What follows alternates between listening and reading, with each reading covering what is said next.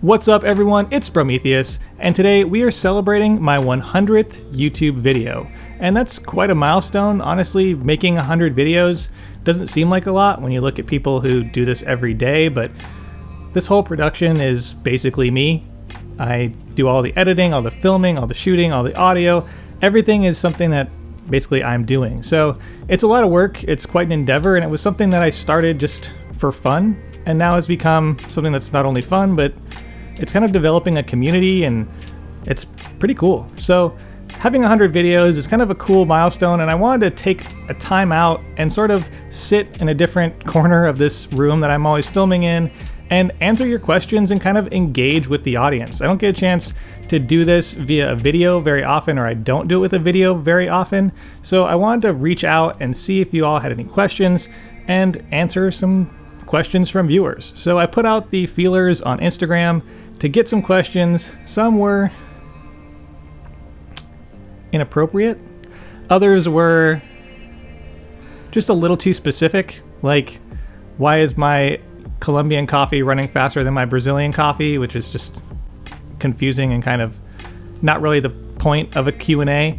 And others were right in that sweet spot. So I picked out 5 or 6 questions to answer because I felt like they're great questions for y'all to get to know me a little bit better, learn more about, me and my coffee career, learn more about what I'm doing with this channel, what I plan to do with this channel, what advice I have for others who are coming out with YouTube channels, whether it's coffee or anything else. And, I wanted to kind of engage and have a chat. So if you're coming to this video, this is your first time seeing me, probably not the video for you to really absorb what Sprometheus is all about. But, you might learn something about me, maybe learn something about coffee.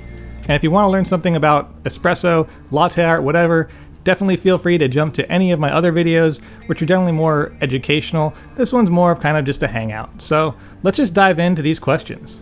So the first question is, why coffee? Now that's a pretty broad question because I can go into a lot of different angles with this, but for me, my head goes to why I got into coffee, and I think that's generally what they're going for with that question.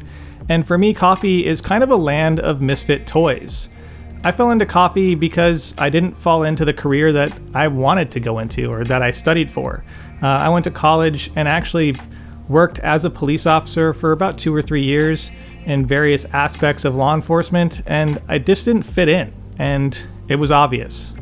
And so after a couple of years of doing that, I felt like, okay, I need to go somewhere else and try something new. So I moved out here to San Diego, California, and thought maybe I'd go back into law enforcement. My bachelor's degree is in criminology, and I ended up finding coffee to be something that was welcoming. I actually felt at home, and I didn't have to shave every day. I didn't have to gloss my boots or worry about the things that law enforcement officers or people out there have to worry about. So it was a welcome change. It wasn't expected, but it was something I fell into and felt comfortable being in.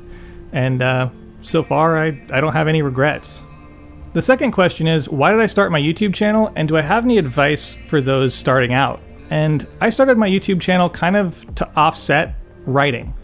Most of my blog work for the first year or so of my blog was all written. If you've ever actually been to Sprometheus.com, I don't think a lot of people from the YouTube channel actually go there, but all my videos are posted there, and I used to write every week and put out a blog post. And over time, I was just like, I felt like I wanted to do more creative work instead of writing, and so every once in a while I put out a video. And then I started to put out a video every month, and then I started to see the videos start to climb in popularity, and they started to grow. My YouTube started growing a lot faster than the blog did, and so I was like, let's just do videos solely. And I think it was April or March of last year that I started putting out videos every week, and the rest is history. And in terms of advice for starting out, and this may sound kind of harsh, but one mistake I see a lot of new YouTubers do is focusing on themselves.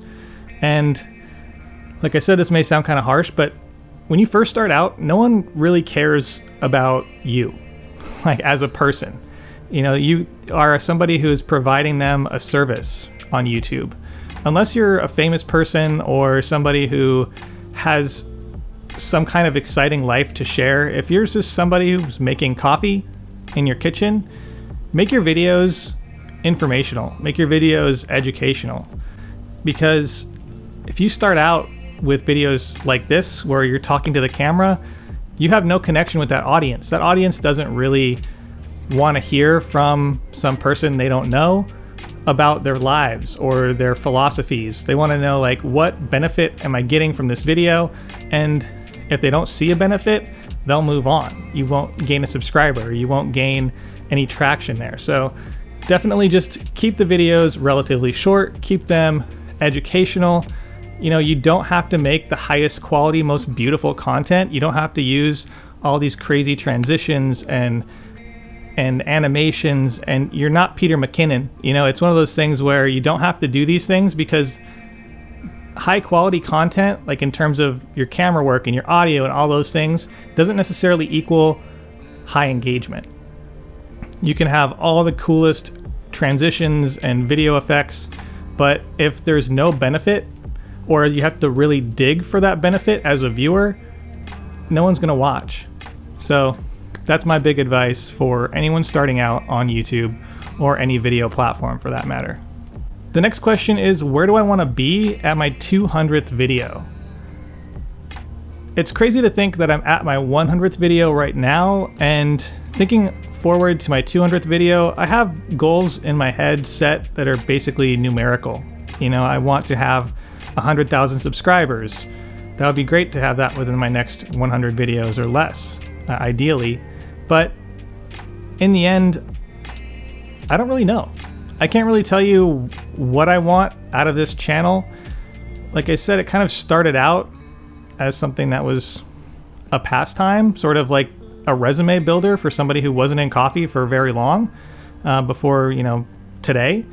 But I think that I just want to keep feeling motivated to make videos, not have it feel like a job, or not have it feel like it's a detriment to my enjoyment of coffee.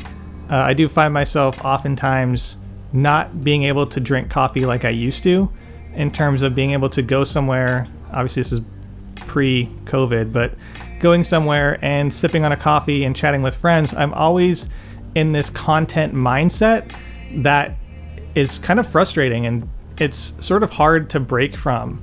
I'm always making coffee, and even if I'm making coffee for myself, I always feel the need to snap a picture so I can share this or share that. And it's a hard world to exist in. There's a lot going on, and when it comes to my 200th video, I hope I'm just more able to adapt to this lifestyle of creating content, and also feeling like I can spread out my content a little bit to, you know, obviously I'll be generally coffee related, but do more things like this where I'm interacting with the audience, with you, because there's only so much I can do in my kitchen with an espresso machine. There's only so many things I can make coffee related, and sometimes it just gets hard to dig out content. You know, even, you know, 100 videos in, I don't know what my 200th video is going to look like, or my 199th video. Honestly, I generally only plan my content maybe a month in advance, so it's pretty tough to look that far ahead. But I just hope I'm still doing this, having fun, and hopefully kind of using it as my career in a certain extent. You know, this and my coffee roasting at Little Giant, I want those two things to blossom and grow to where I can basically afford to survive and live off YouTube and my coffee, and just do things I'm passionate about, and not have to branch out into things that I may or may not really want to do. So the next question is, if I were to move to another country and the only criteria for moving to that country was their coffee culture, which country would it be? And I have to say, honestly, there isn't really much deliberation or much thought I have to put into this, but it would absolutely have to be Australia. And for me, it's Australia because their coffee culture is so focused on espresso, and let's face it, espresso is kind of the best. So I think Australia for sure would be my number one choice. I don't really hear much about coffee culture in a lot of other countries. Obviously, I think a lot about like certain origins, but in terms of moving to a place purely for the coffee experience, Australia, no doubt, number one on my list. It's also number one on my place to go after we're able to travel again. So definitely, keep an eye out for Sprometheus in Australia. I've got some friends out there.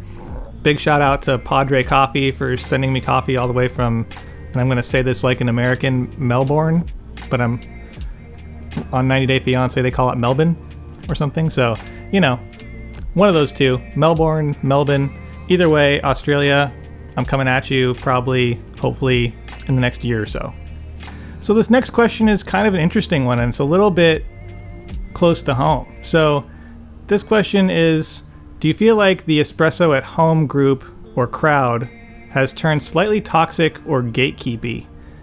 Now, previously I'd been accused of gatekeeping. I think anybody who's a fan of anything can be accused of gatekeeping, but I also think that term is thrown around very loosely and doesn't really make sense to call like me a gatekeeper, purely because I don't stop anybody from doing things. That's the whole definition of gatekeeping, just doesn't fit what I'm doing. But I can see like the loose definition, and I understand where people come from when they say that. In terms of toxicity in the home community, in the home coffee community, and even the coffee blog community, there definitely is some. It's kind of unfortunate because we're kind of all in this together, and we should be all kind of working towards a common goal of making coffee more approachable. But fortunately, I don't have to deal with much of it. I don't get a lot of hate. I don't get the messages that other people do. Some coffee bloggers send me screenshots of DMs from other coffee bloggers, and it's just, it sucks to see it. And it's really wild to see people threatening people and saying that you don't deserve, this, accolade because I did this better than you, and vice versa. Like, that kind of stuff just, it's human nature, and it's just the way it is. But it's unfortunate that that's kind of just what's happening. So if you're into YouTube and you watch basically as much YouTube as I do, which is kind of a lot lately, you probably know that there's a lot of drama within just YouTube as a platform, but there's also drama within different groups. You have the makeup community, you have podcasts, you have commentary channels. Everybody's kind of going after each other in one way or another, and I think that that's just the way it is. It's unfortunate, but it's real. And definitely even within coffee and within this group of coffee people where everyone is so preaching about community and togetherness and those types of things, it's still pervasive, and it's just behind the scenes. It's in the DMs, and so it's there. But don't, if you're a coffee blogger or someone who wants to start it, don't let something like that keep you from pushing forward. Just ignore it. Leave it unread. Leave it in your requests. I don't know. It's just something that's not worth, worrying about too much. Like I said, fortunately, I don't have to deal with much of that. I don't know if I was in early enough or what it might be, but, I don't get those messages. So knock on wood until probably this video comes out. So anyway, yeah, toxicity, gatekeeping is there to a certain extent, but don't let it bring you down, and don't push it forward. Let it stop at you. And last but not least, the question is, do I have any hobbies or passions outside of coffee?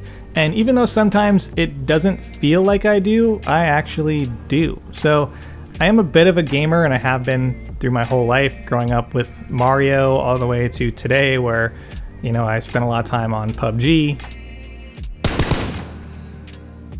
And also spend some time in Rocket League. But I also just got a Switch, so that's going to be fun to get back into those Nintendo games that I grew up loving. So that's going to be a fun experience. Also, I lump a lot of the stuff I do hobby-wise back into coffee. So photography, videography, video editing, audio editing, those types of things all kind of come back into the Sprometheus or Real Sprometheus group, where I'm doing coffee stuff, but also it's another hobby within a hobby, basically. But I also, so I used to play guitar. Little do people know, I used to be in a punk band way back when I was in high school. And, you know, lately the only instrument I've been playing is actually the didgeridoo.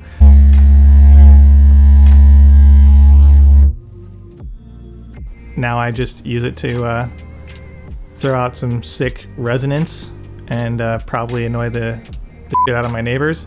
But otherwise, you know, kind of just a normal guy. You know, just hang out, do coffee content, play video games, just, you know, living my life. But that's all the questions I'm going to answer for this Q&A.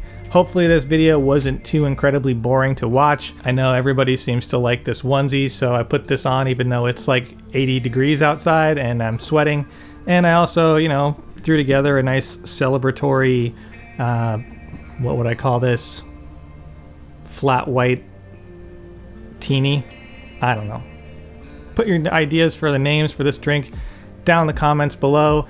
Any other questions you might have about me, coffee, whatever, let it loose. Drop some comments down there. Hopefully y'all enjoyed the video. It's definitely a lot different than any of my other videos, and like I said, if this is the first video you found of me, I'm sorry. I don't usually do content like this.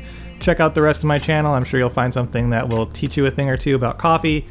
And with all that said, I'll see y'all next week. Word on the street is you guys like coffee drinking ASMR.